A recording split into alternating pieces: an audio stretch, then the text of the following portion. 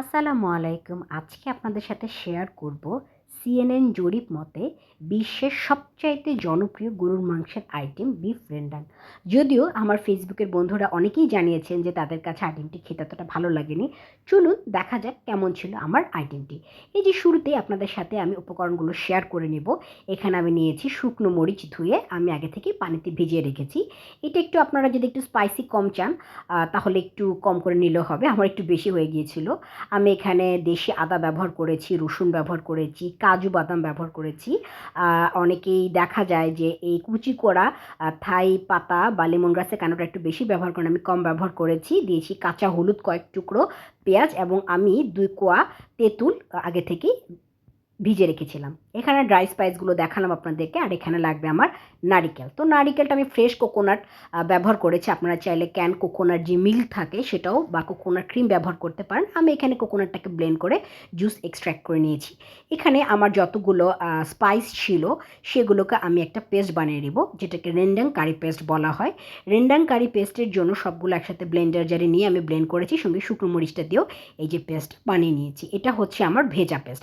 আর এখানে আমি মৌরি দানাকে চেলে নিয়েছিলাম, সেটাকেও গুঁড়ো করে নিয়েছি। আর এখানে হচ্ছে আমি ১ কাপ পরিমাণ নারিকেলকে ক্যারামেলাইজ করে নিব, টেলে নিব, খুব বেশি তিতো করা যাবে না। এটাকে আমি পেস্ট করে নিব। তাহলে এখন পাত্রটা গরম করলাম। এটা অ্যাকচুয়ালি রেন্ডাং মানে হচ্ছে গিয়ে আপনার স্লোলি কুক করা। আমি এখানে প্রেশার কুকারে করব টাইম সেভ করার জন্য।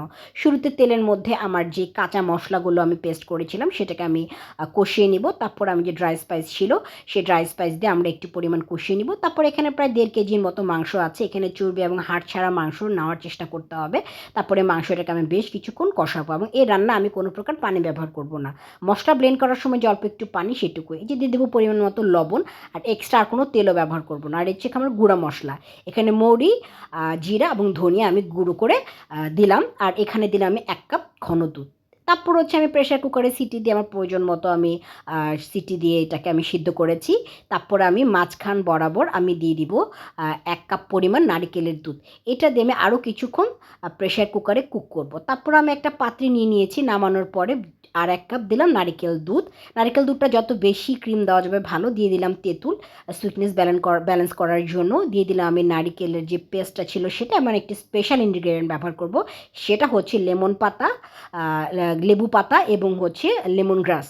দেওয়ার পরে দেখুন আমার তরকারিটা প্রায় হয়ে এসেছে। এটা একদম ঝোলটা শুকিয়ে যায়, আমাদের বাসায় সবাই একটু ঝোল ঝোল খায়, এই জন্যই আসলে একটু ঝোলটা রাখা।